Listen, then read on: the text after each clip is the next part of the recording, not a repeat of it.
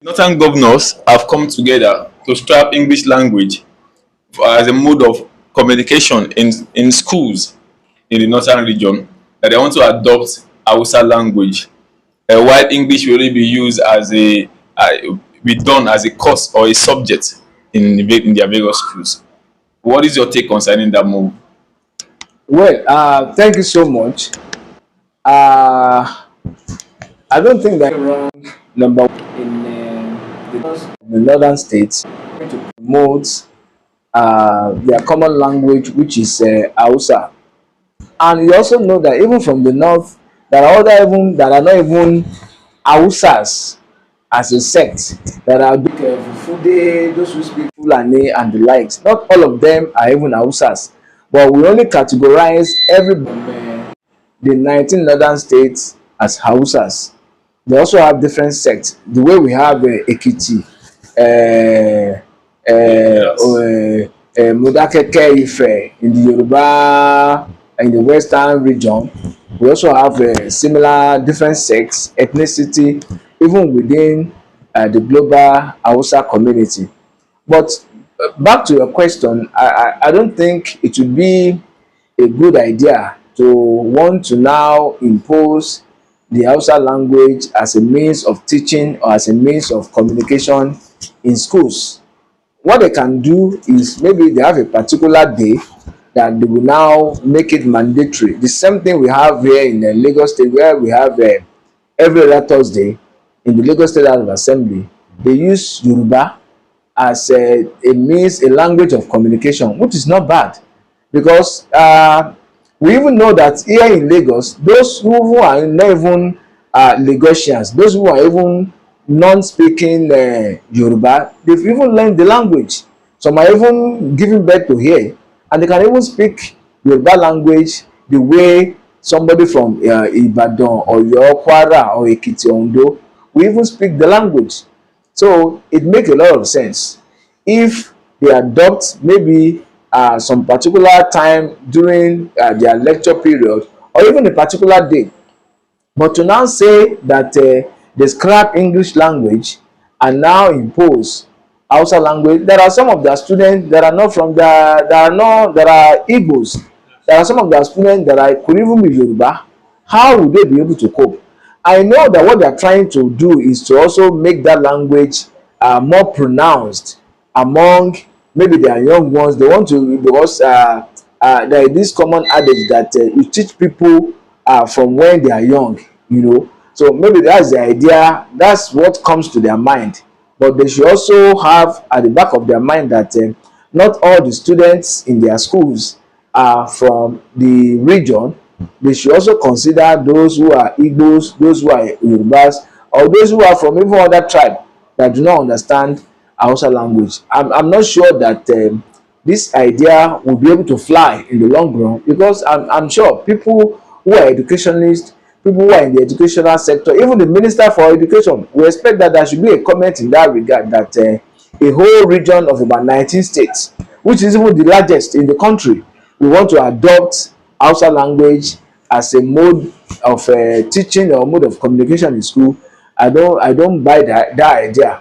But like I said earlier, which I also want to reiterate, they can choose some topic, some of the periods within the day. They can even choose a day to say this day we are dedicating this day to maybe Tuesday or Friday or Thursday, that this day we want to communicate in Hausa language, to also encourage those who are not from the area to learn it. That makes sense. But to say the whole of Monday to Friday you use Hausa as a mode or a means of communication, I don't think it will be able to fly.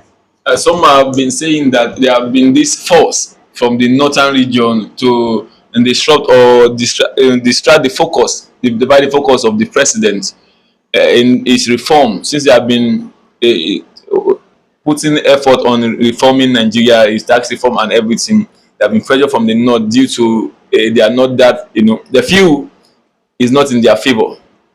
Well, particularly on tax reform and the floating of the naira, those are two of the major policies of President Bola Ahmed Tinubu led government.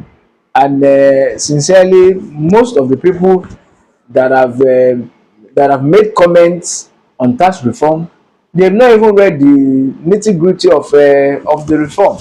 People just want to do a bad wagon because my governor has condemned it, or because my senator has condemned it, which want to follow suit. They want to just follow the crowd.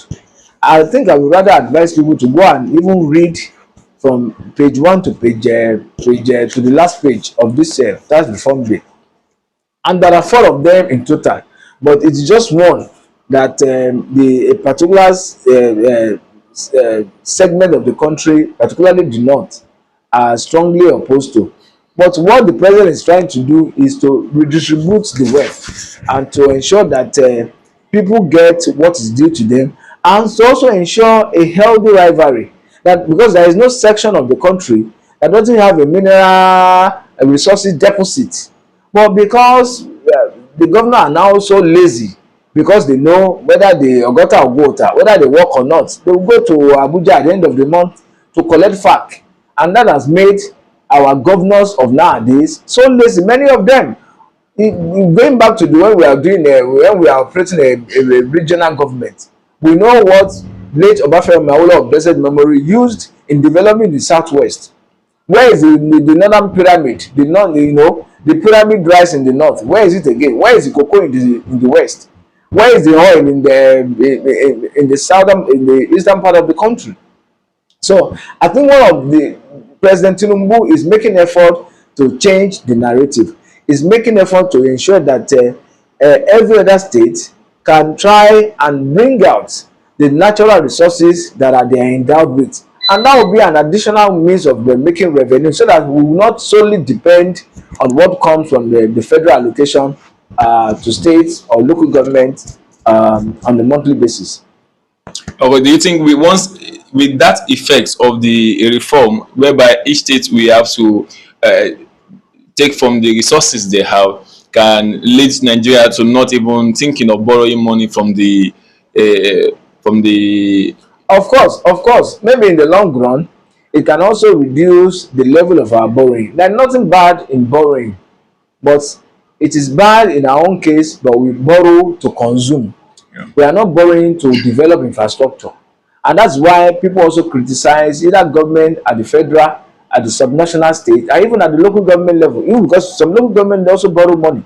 Yeah, they also borrow money. They also have the capacity or the right to borrow. But most of the money we borrow here, we consume. It's to pay salary. It's not to develop our infrastructure. And that's why the aspect of borrowing, we can say it is bad. But naturally, if you want to borrow money, and we can see the effects of the money that has been borrowed. But over time, in our own case, the borrowed money, we don't see a commensurate project that those money that has been borrowed are expended or spent on. So, but I see a change in the narrative, because if all the state of the federation can look inward, can think out of the box to consider the natural resources that are endowed with, in the long run, it will limit the number of the budget deficit that we record on the yearly basis, which is the reason why we go to IMF, we go to the World Bank to borrow money to finance the deficit on the side of our budget. It will increase revenue, the revenue base of states, and also by extension the revenue base of Nigeria as a country. All right, thank you very much for your time, sir. Thank you so much for having me. Yeah.